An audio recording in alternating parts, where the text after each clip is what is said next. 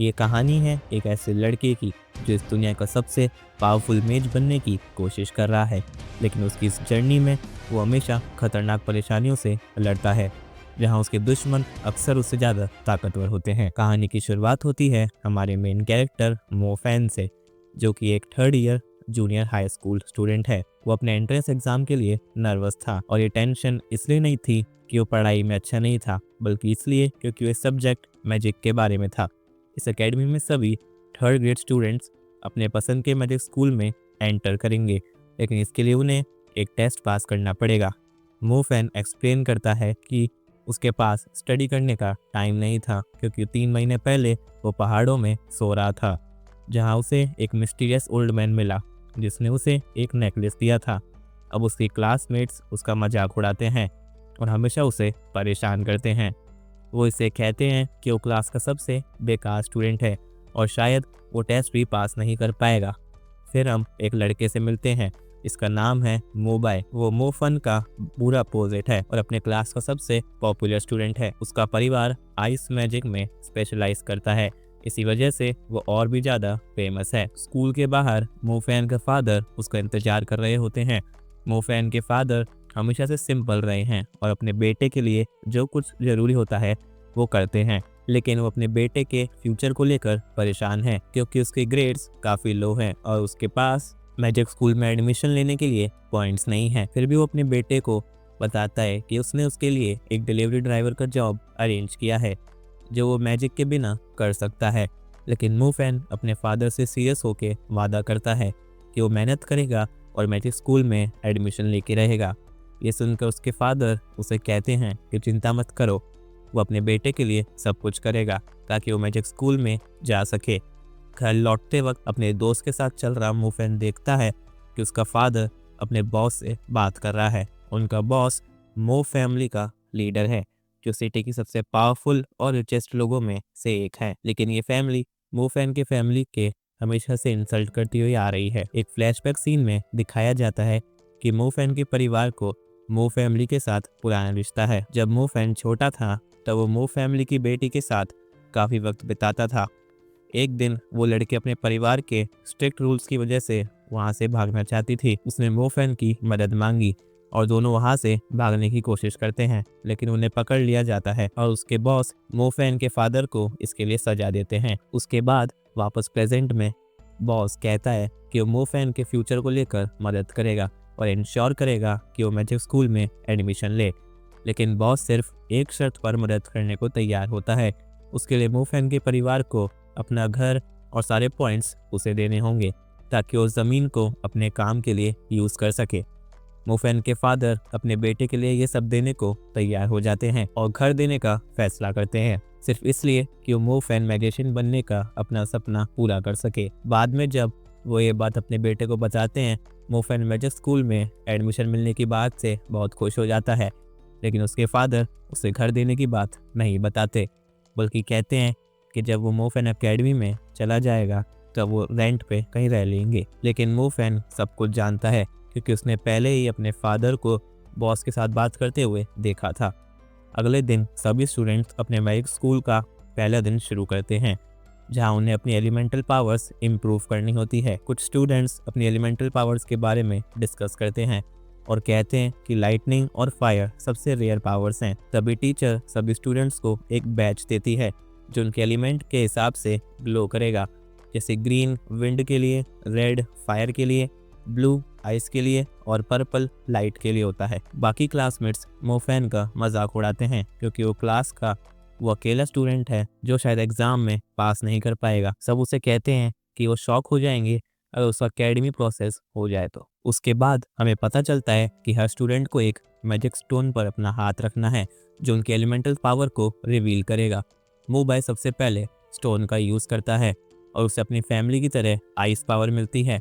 जब किसी को एलिमेंटल पावर मिलती है तो उनका बैज उनके स्टार्स के थ्रू पावर को रिप्रेजेंट करता है। स्टूडेंट्स के लेवल को स्टार्स के थ्रू दिखाया जाता है, लेकिन ज़्यादातर लोगों के पास शुरू में ज़्यादा स्टार्स नहीं होते।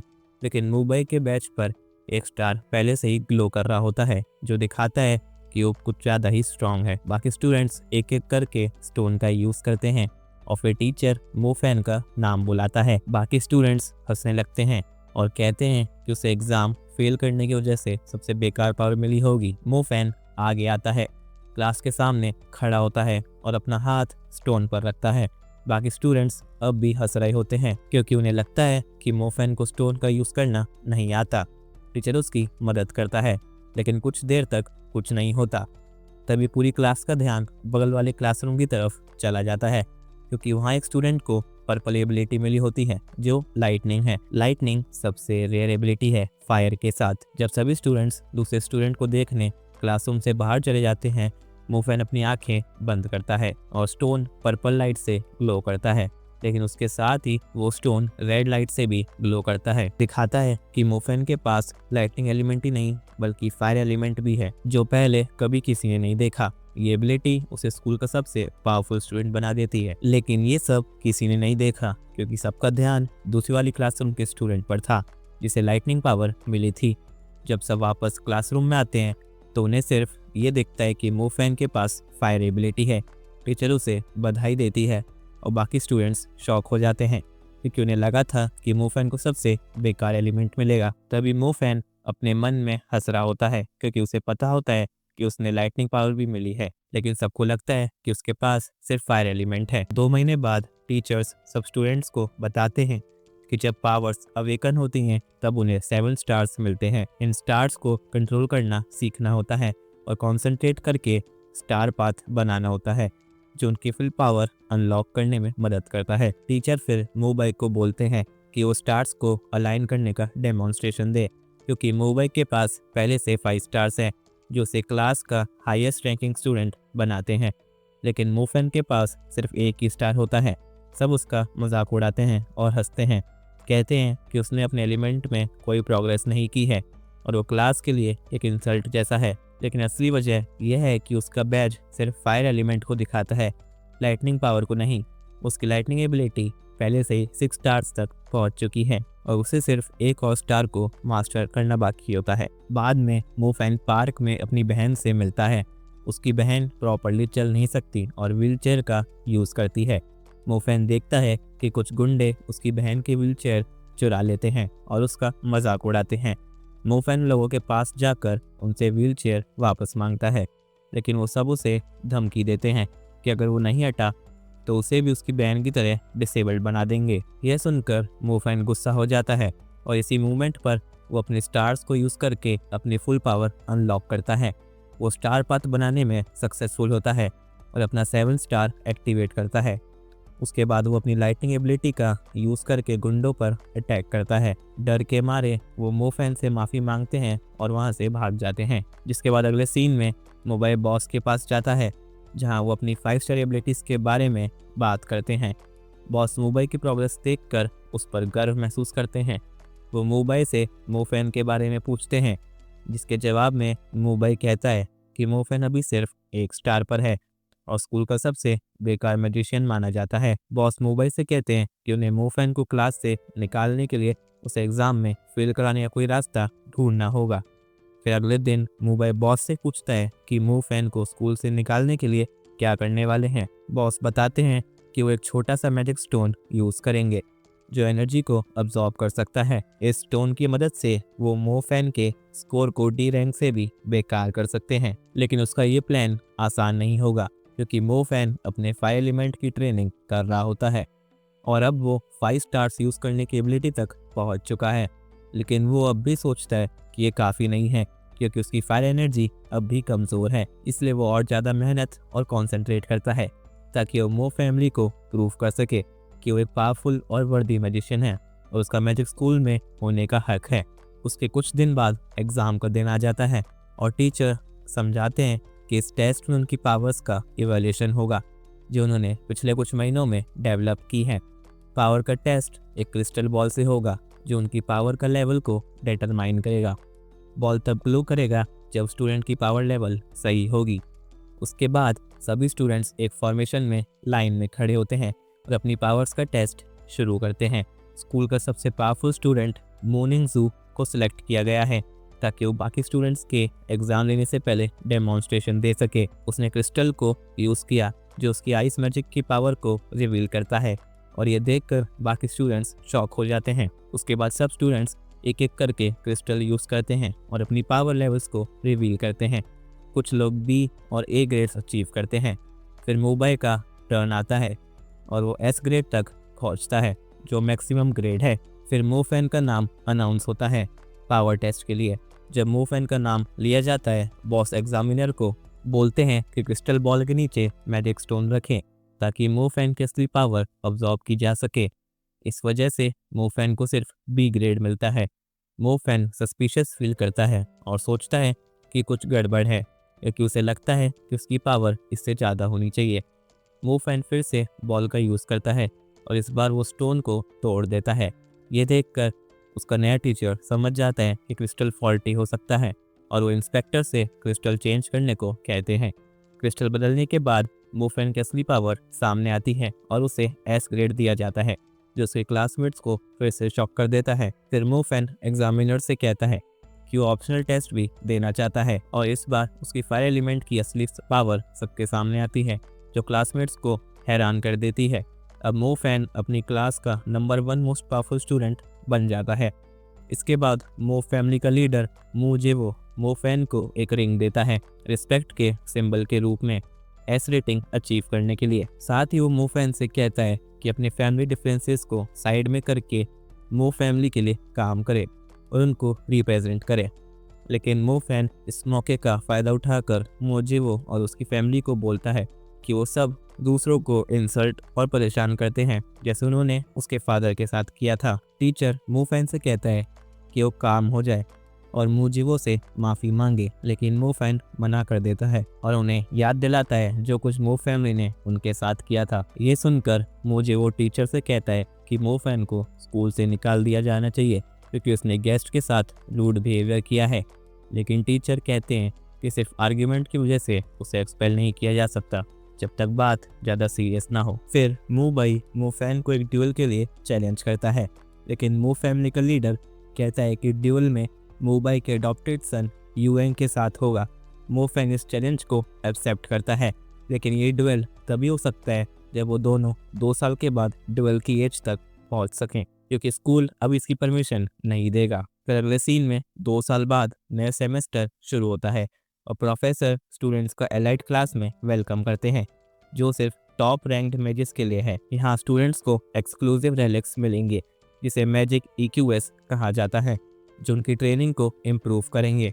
क्लास के टॉप 4 स्टूडेंट्स को 1 महीने तक EQS यूज़ करने को मिलेगा, लेकिन टीचर मोफैन को याद दिलाता है कि मो फैमिली के साथ जो आर्ग्यूमेंट हुआ था उसकी वजह से उसे सिर्फ 10 दिन तक EQ इक्विपमेंट यूज़ करने की परमिशन मिलेगी।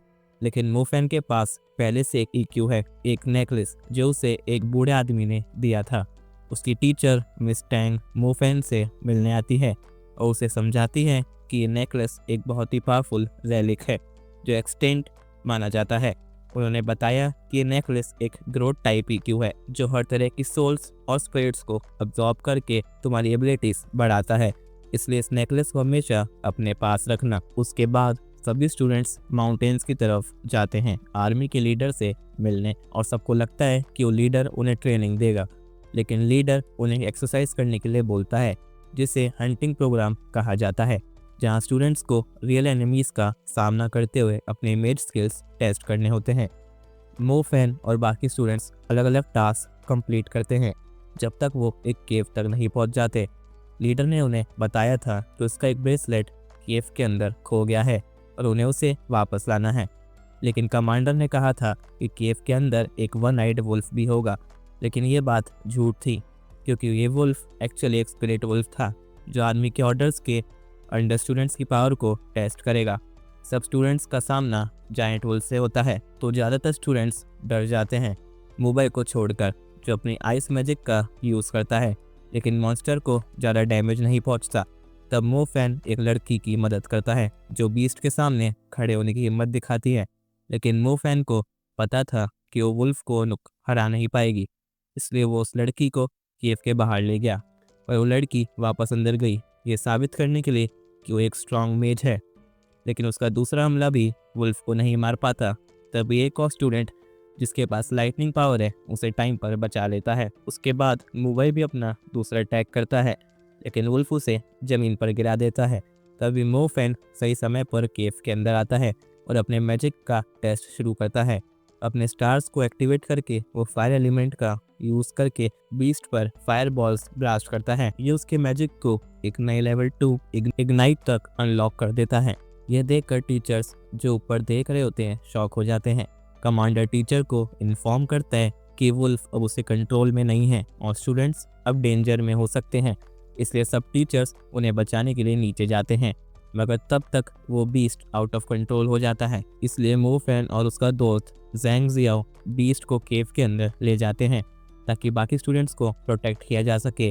केव के अंदर बीस्ट ज़ैंग जियाओ पर अटैक करता है और उसे गिरा देता है। तो पहली बार मोफैन अपनी दोनों एबिलिटीज़ को कंबाइन करता है और स्पिरिट वुल्फ को हरा देता है। बीस्ट को मारने के बाद उसका नेकलेस वुल्फ की स्पिरिट की सारी एनर्जी अब्जॉर्ब कर लेता है, जिससे मोफैन और भी पावरफुल हो जाता है। उसकी टीचर मोफैन से कहती है कि वो ये देखकर सरप्राइज है कि एक स्टूडेंट ने स्पिरिट वुल्फ को हरा कर दिखाया, क्योंकि स्पिरिट वुल्फ की ताकत असली वन आइड वुल्फ जैसी थी।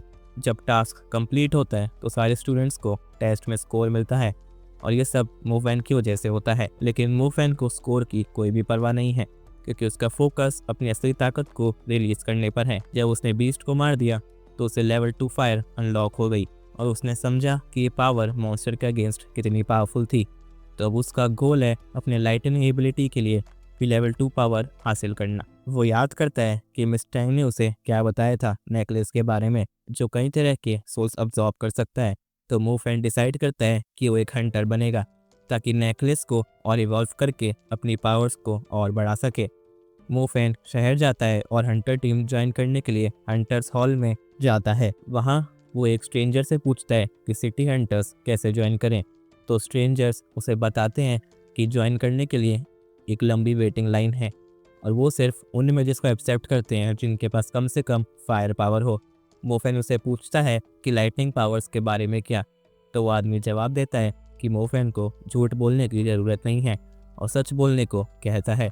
उस आदमी को लगता है कि मोफैन के पास लाइटनिंग पावर नहीं है और समझता है कि सिर्फ 1000 में से एक मैच हुई एलिमेंट मिलता है। ये सुनकर मोफैन उदास होकर वहाँ से चला जाता है। जब वो उधर बात कर रहा होता है तब हंटर्स का लीडर कुछ सब लो रैंकिंग मैचेस जो सिटी हंटर्स में अप्लाई करते हैं से तंग आ गया है। वो अपने असिस्टेंट से कहता है कि सिर्फ उन्हीं लोगों को लेकर आओ जिन्हें हंटर का एक्सपीरियंस हो। फिर वो मोफैन तक पहुंचकर उसे उसके हंटर सर्टिफिकेट के बारे में पूछते हैं। मोफैन जवाब देता है कि उसके पास कोई सर्टिफिकेट नहीं है, तो वो कह देते हैं कि वो वहाँ से निकल जाए, क्योंकि वो सिर्फ उन्हीं को चाहते हैं जो इस फील्ड में एक्सपीरियंस्ड हो। तब मोफैन उन्हें बताता है कि वो एक लाइटनिंग पावर मेज है और उन्हें शॉक कर देता है, क्योंकि उन्होंने कभी किसी लाइटनिंग मेज को देखा नहीं था, क्योंकि एलिमेंट इतना रेयर होता है। वो मोफैन को ये प्रूव करने को कहते हैं और मोफैन अपनी लाइटनिंग एबिलिटी का यूज़ करके स्टार पाथ बनाता है। फिर अपना नाम फैन मो बताता है। उसके बाद वो लीडर उसे सिटी हंटर्स में एक्सेप्ट कर लेता है। लीडर उसे बताता है कि उसके पास एक मिशन है लोकल स्कूल में जहां मॉन्स्टर्स ने अटैक किया है, लेकिन वो मोफैन को कहते हैं कि वो पहली बार हंटर बना है तो उसे यहीं पर रुकना चाहिए। पर मोफैन उन्हें बताता है कि वो मिशन में उनके साथ जाना चाहता है। मोफैन को जल्दी पता चल जाता है कि जहां मॉन्स्टर्स ने अटैक किया है वो उसकी बहन का स्कूल है। वो अपनी बहन को कॉल करता है और वो कहती है कि वो ठीक है, लेकिन दूसरे स्टूडेंट्स को मॉन्स्टर्स ने किडनैप कर लिया है। फिर मोफैन स्कूल में पहुंचता है और इन्वेस्टिगेशन शुरू करता है और जल्दी उसका सामना होता है एक वन नाइट बीस्ट से, जो काफ़ी स्ट्रांग होता है। वो बीस्ट से लड़ता है और तभी बाकी टीम भी वहाँ पहुँचती है। तब ग्रुप की सबसे छोटी मेंबर अपनी पावर्स यूज़ करते वक्त कुछ गलती कर देती है, लेकिन मोफैन की लाइटनिंग पावर की वजह से वो बीस्ट पूरा पैरालाइज हो जाता है और उस लड़की को चोट नहीं लगती। सभी मोफैन को थैंक्स बोलते हैं और उसकी जान बचाने के लिए उसे टीम का हिस्सा बना लेते हैं और मोफैन ग्रुप में अच्छे से फिट हो जाता है और एक रिस्पेक्टेड हंटर बन जाता है। उसके बाद अगले सीन में हम देखते हैं मो फैमिली ने सबसे स्ट्रॉन्ग आइस मेज यूएन को प्रिपेयर किया है, जो मोफैन के साथ ड्यूएल करेगा। यूएन बॉस से पूछता है कि उसने मोफैन को क्यों सिलेक्ट किया ड्यूएल के लिए, तो बॉस बताते हैं कि ये उसके आने वाली एज को सेलिब्रेट करने के लिए है और वो पूरे फैमिली को सेलिब्रेट करने के लिए बुला सकता है। इसी दौरान स्कूल में उसकी क्लासमेट जियोमिन मोफेन से कहती है कि वो स्कूल के बाद उसे मिलना चाहती है। वो बताती है कि उसने सुना है कि कुछ अजीब चीज़ें हो रही है कंपाउंड में और वो चाहती है कि वो क्लास का सबसे स्ट्रॉन्ग मेज उसके साथ उस एरिया का इन्वेस्टिगेशन करे। मोफेन एग्री करता है और उसकी मदद करता है। फिर हम देखते हैं एरिया को इन्वेस्टिगेट करते हुए उन्हें एक और वन आइड वुल्फ मिलता है, लेकिन ये उन बाकी वुल्फ से अलग होता है। मोफेन उसे बताता है कि ये असली वन आइड वुल्फ है जिसे सिटी हंटर्स इतने टाइम से ढूंढ रहे थे। मोफेन जियोमिन को कहता है कि वो बाकी टीम को लोकेशन दे दे, लेकिन जियोमिन पहले ही पुलिस को फ़ोन कर चुकी थी। जैसे ही वुल्फ को फ़ोन की आवाज़ सुनाई देती है वो तुरंत उनका पीछा करने लगता है। मोफेन अपनी पूरी कोशिश करता है मॉन्स्टर को हैंडल करने की, लेकिन कई पावरफुल अटैक्स के बाद भी वो बीस्ट को मार नहीं पाता। तभी सिटी हंटर्स की एक मेंबर काई टैंग, जो एक आइस मेज है और मूव फैमिली से, वहाँ पर आ जाती है। जियोमिन उसे बताती है कि मोफेन अभी वन नाइट वुल्फ से लड़ रहा है और वो दोनों जल्दी से उसकी मदद करने के लिए वहाँ पहुँचते हैं और बस वक्त पर वुल्फ को हरा देती है। काई टैंग को मोफेन याद आता है क्योंकि जब वो छोटा था तो उसने काई टैंग को भागते हुए देख लिया था और उसे रोक लिया था। वो फिर यूएन को बताती है कि उसका नाम मोफेन है और वो मैजिक स्कूल में पढ़ता है। यूएन उसे देखकर सरप्राइज होता है क्योंकि उसने मोफेन को पहली बार देखा है और ये वही लड़का है जिससे वो ड्यूल करने वाला है। फिर मोफेन भाग जाता है तो सिटी हंटर्स को फ़ोन करके बताते हैं कि उन्होंने वुल्फ को टेम कर लिया है, लेकिन उन्हें मोफेन की लाइटनिंग पावर की ज़रूरत है वुल्फ को पैरालाइज करने के लिए। जब मोफेन वहाँ पहुँचता है तो वो बाकी हंटर से मिलता है जो उसे कहते हैं कि अपनी लाइटनिंग पावर का यूज़ करके वुल्फ पर अटैक करे, लेकिन जब मोफेन अपनी पावर यूज़ करता है तो वुल्फ रेड हो जाता है और धीरे धीरे एक हाई क्लास में इवॉल्व हो जाता है, जिससे वो और भी ज़्यादा पावरफुल हो जाता है। कुछ हंटर्स डिसाइड करते हैं कि वो वापस चले जाएं क्योंकि वुल्फ को हराने के चांसेस अब कम हैं, लेकिन कैप्टन मना करते हैं और कहते हैं कि वो सब मिलकर उसे हरा सकते हैं, क्योंकि अगर वो कुछ नहीं करते तो बहुत सारी जिंदगियां खतरे में पड़ सकती हैं। तब सभी मिलकर अपनी पावर्स का यूज़ करते हैं और अपनी पूरी ताकत लगाकर उस वुल्फ को हराने की कोशिश करते हैं, लेकिन वुल्फ काफ़ी ज़्यादा पावरफुल होता है और अपनी ताकत बढ़ाता जाता है। फिर सभी एक ग्रुप में फॉर्म कर लेते हैं और मोफेन डिसाइड करता है कि वो अपनी पूरी पावर से वुल्फ को पैरालाइज करेगा। और तभी अचानक से एक आदमी आता है जो एशिया का सबसे स्ट्रॉन्ग वाटर मेज है, जिसका नाम है मिस्टर यन, और वो अपने एडवांस्ड वाटर एलिमेंट का यूज़ करके वुल्फ को मार देता है और मोफेन की तारीफ़ करता है क्योंकि उसने इतनी हिम्मत दिखाई थी और वन आइड वुल्फ के सामने खड़ा हो गया था। उसके बाद जल्दी ही मोफेन के ड्यूल का दिन आता है और डायरेक्टर उसे थोड़ी मोटिवेशन देते हैं, लेकिन साथ ही उसे चिंता भी होती है क्योंकि उसने अपनी जीत में ज़्यादा कॉन्फिडेंस नहीं है। फिर डायरेक्टर मोफेन को ये बताते हैं कि इस ड्यूल का मोटिव क्या है, जो कि विनर के लिए एक एक्सक्लूसिव रिवॉर्ड है, सेक्रेड स्प्रिंग का एक्सेस, एक एशिया अरीना जहां मैजिक स्किल्स को एडवांस्ड तरीके से सिखाया जाता है। ये सुनकर मोफेन को समझ आता है कि मिस्टर यांग इतने पावरफुल क्यों हैं, क्योंकि उन्होंने भी सेक्रेड स्प्रिंग में ट्रेनिंग की होगी, तभी वो एडवांस लेवल मेज बने होंगे। अब मोफेन इस कॉन्टेस्ट को जीतने के लिए काफ़ी एक्साइटेड हो जाता है, लेकिन लगता है कि सभी को उसे जीतने की उम्मीद नहीं है। वो अपने चाइल्डहुड फ्रेंड से भी बात करता है और वो उससे कहती है कि वो कल मत लड़ना, क्योंकि यू यांग बिल्कुल भी रुकने वाला नहीं है और वो अब नहीं चाहती कि मोफेन को चोट लगे। लेकिन मोफेन उससे कहता है कि यू यांग को डर होना चाहिए क्योंकि वो कल के दिन के लिए पूरी तरह से तैयार है। मोफेन कहता है कि उसने इस दिन का इंतज़ार बहुत समय से किया है ताकि वो अपनी फैमिली की खोई हुई इज्जत वापस ला सके। और फिर ड्यूल का टाइम आ जाता है और मोफेन ड्यूल की जगह के पास पहुंचता है जहां शहर के सबसे इम्पोर्टेंट लोग अटेंड करने वाले हैं। और मोफेन काई टैंग के पास जाता है जो उसे कहती है कि वो रेड कारपेट पर नहीं चले और वीआईपी गेस्ट की तरह एक्ट ना करे।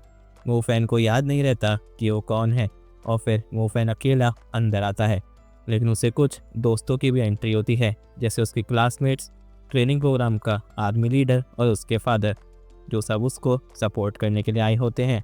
हालांकि उनमें से ज़्यादातर जानते हैं कि मोफेन जीत नहीं पाएगा। फिर वो दोनों हाथ मिलाते हैं और ड्यूल शुरू होता है। दोनों ही अपनी पूरी पावर से लड़ते हैं, लेकिन क्योंकि यू यांग मो फैमिली से है तो उसके पास काफ़ी यूनिक मैजिक इक्विपमेंट होते हैं जो उसे इतनी तेज़ मूवमेंट देते हैं कि मोफैन के लिए एक भी हिट भी लगाना मुश्किल हो जाता है। यू यंग इसकी इंसल्ट करते हुए कहता है कि उसकी लेवल 3 आइस पावर उसकी लेवल 2 फायर इग्नाइट से ज़्यादा स्ट्रॉन्ग है, और फिर वो आइस स्टॉर्म अटैक मोफैन पर करता है। मोफैन अपनी ट्रेनिंग याद करता है जो उसने सिटी हंटर्स के साथ ट्रेनिंग प्रोग्राम में सीखी थी, जहां उसने वुल्फ की सोल अब्जॉर्ब की थी और फिर 7 स्टार को अलाइन करके अपनी असली फायर एबिलिटी रिलीज करी थी, जिसमें अपने आसपास फायर वॉल्स बनाता है जो उसे आइस स्टॉर्म से बचाते हैं। फिर वो एक फायर एक्सप्लोजन यूज़ करके यूएंग को नॉक डाउन कर देता है, लेकिन यूएंग फिर से उठ जाता है और मोफैन को बताता है कि उसने अपनी लेवल 3 एबिलिटी अनलॉक की है, वरना उस जैसे कमज़ोर को कभी भी जीतने का चांस नहीं मिलता। यूएंग फिर अपना सीक्रेट बताता है कि वो स्पेशलाइज्ड बॉडी आर्मर यूज़ करता है, जिससे मोफैन के लीडर भी हैरान होते हैं कि उन्हें मोफैन जैसे के सामने ये आर्मर यूज़ करना पड़ रहा है। सब लोग क्राउड में बोलते हैं कि ये मैच कितना अनफेयर है, क्योंकि यूएंग आर्मर का यूज़ कर रहा होता है, और आर्मी लीडर भी मोफैन से कहता है कि वो डुएल से तुरंत क्विट कर दे। यूएंग मोफैन से कहता है कि ये आर्मर उसके फादर की तरफ से गिफ्ट था, लेकिन मोफैन अपने फादर के बारे में याद करता है जो उन्होंने उसे मैजिक स्कूल में एडमिशन दिलाने के लिए क्या कुछ नहीं किया था, और फिर वो डुएल कंटिन्यू करता है अपनी मैक्सिमम लाइटनिंग पावर को अनलीश करके, और पहली बार वो रिवील करता है कि वो एक डबल एलिमेंटल मेज है। इस बार वो अपनी पावर्स को कंबाइन करके यूएंग का बॉडी आर्मर तोड़ने में कामयाब हो जाता है, और ये सब एक अमेजिंग और अनएक्सपेक्टेड जीत के साथ खत्म होता है मोफैन की तरफ से। अगर आप चाहते हैं कि मैं सेकंड सीजन भी एक्सप्लेन करूं तो नीचे कमेंट में ज़रूर लिखें, और वीडियो देखने के लिए शुक्रिया। अगर आपको ये पसंद आई तो लाइक एंड सब्सक्राइब करना ना भूलें, और नोटिफिकेशन बेल को प्रेस कर लें ताकि आप कभी भी किसी नई वीडियो को मिस ना करें। अगली वीडियो तक अपना ध्यान रखें।